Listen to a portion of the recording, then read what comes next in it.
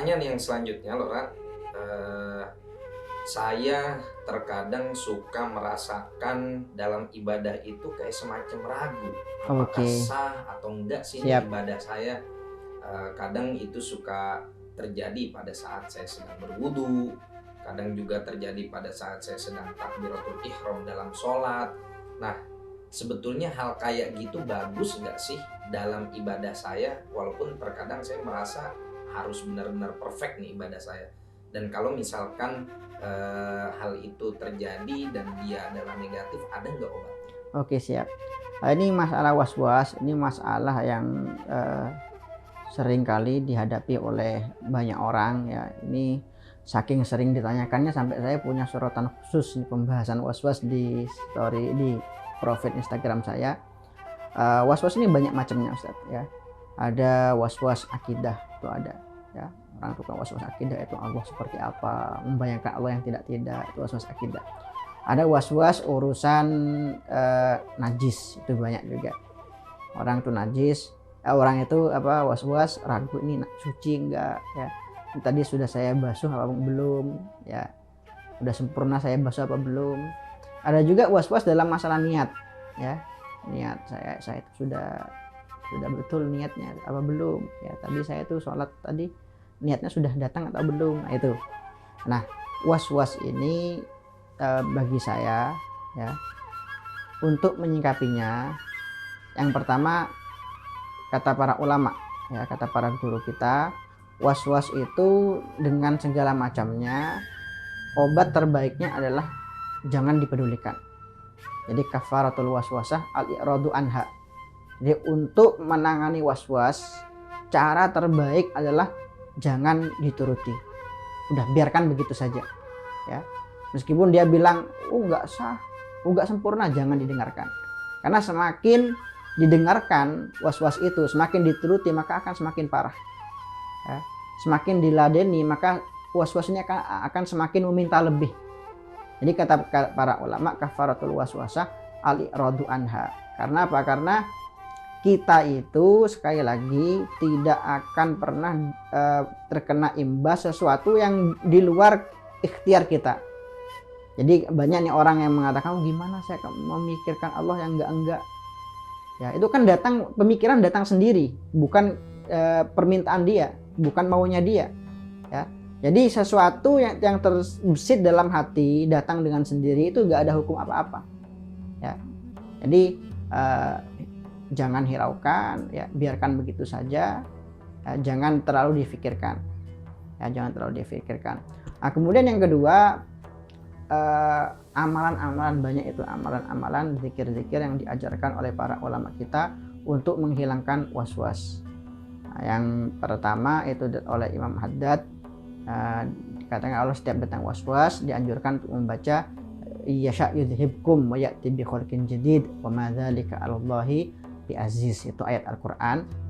Dan juga guru kita Habib Umar itu seringkali mengajarkan kepada kita untuk mengusir was-was, untuk mengusir pikiran-pikiran negatif, itu memperbanyak baca lafaz Allah dengan memanjangkan lam. Itu kata beliau mujarrab untuk li kharqil wasawis wal khawatir as-sayyi'ah, untuk membakar, untuk mengusir pikiran-pikiran negatif. Ya, salah satunya adalah was-was yang mengganggu kita. Jadi seperti ini prakteknya. Allah. Nah, itu perbanyak baca itu setiap datang was-was dan pikiran-pikiran negatif. Dan juga yang paling penting bagi saya untuk menghadapi was-was itu adalah dengan ilmu. Karena apa? Kebanyakan yang terjadi was-was itu disebabkan karena kebodohan ya. Mohon maaf, karena minimnya edukasi. Nah, seperti banyak orang yang mengatakan kalau sholat itu harus sempurna ya, harus apa ya, niat itu harus ada 100% dalam bayangan kita gitu loh. Jadi penyebabnya adalah apa? Karena mereka itu salah paham tentang niat. Contoh ya, mereka yang terkena was-was masalah ibadah itu seringkali mengulang-ulang takbirnya, ya kan? Ada yang takbir sampai 10 kali, ada yang sampai 50 kali, ya kan? Ada yang sampai setengah jam itu takbirannya yang belum selesai. Allahu Akbar, Allahu Akbar, Allahu Akbar. Nah itu ketika ditanya Ustadz, ya ditanya, mengapa kok takbirnya sampai seperti itu, kok sebanyak itu takbirnya, maka dia akan menjawab, niatnya belum datang, ya kan, niatnya belum datang. Nah ini salah paham, ya. Orang ini salah paham, dikira yang dinamakan niat itu adalah bayangan usolli fardhu dzuhri arba'a rakaatin, seperti itu. Padahal bukan, ya.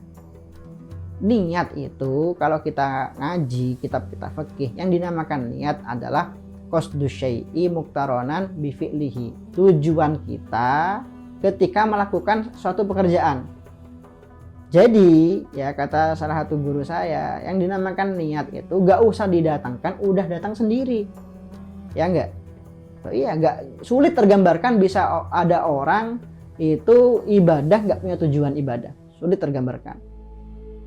Ya, masa ada orang udah wudhu, pakai peci, pakai baju koko, bawa sejadah ke masjid, masa tujuannya mau ke sawah? Kan enggak. Pasti tujuannya mau sholat. Nah, makanya niat itu ya adalah sebuah tujuan, gak usah dibuat ribet, gak usah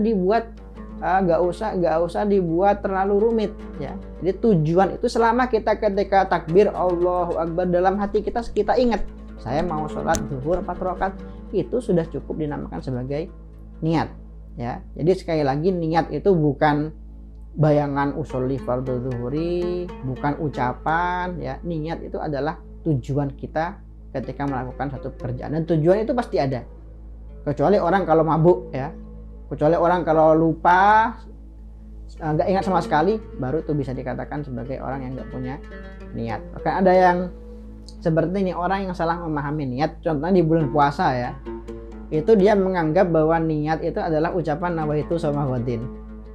Karena ada orang itu teman saya, pagi-pagi dia tuh nggak puasa, katanya nggak puasa.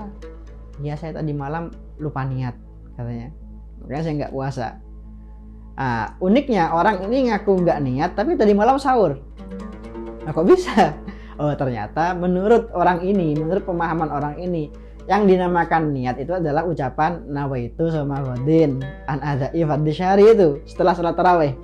Karena tadi malam dia nggak tarawih dan nggak baca nawaitu sama wadin, dikira dia belum niat, ya kan? Padahal nggak seperti itu, ya. Niat itu sebagaimana kita ketahui tadi adalah tujuan kita untuk melakukan sesuatu. Jadi selama malam Ramadan nih, ya, meskipun kita nggak tarawih, tapi kita lihat orang darusan di masjid-masjid, kita ingat, oh ya sekarang bulan Ramadan, ya, oh besok saya mau puasa lagi. Nah itu sudah cukup dinamakan sebagai niat, ya. Nah, itu adalah qasdu syai'i, ya.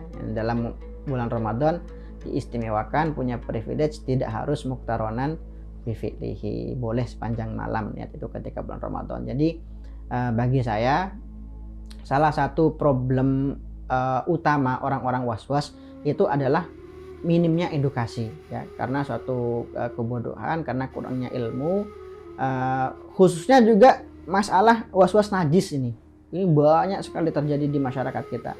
Kan ada salah satu teman saya yang cerita, minta solusi, ini gimana, saya punya teman katanya dia was-was masalah najis. Nah, karena was-was masalah najis, dia ini sampai di kamar mandi 2 hari 2 malam nggak keluar-keluar. Nah ini contohnya orang was-was najis ini, ya, merasa bahwa tempat-tempat ini nggak suci, merasa bahwa dia belum sempurna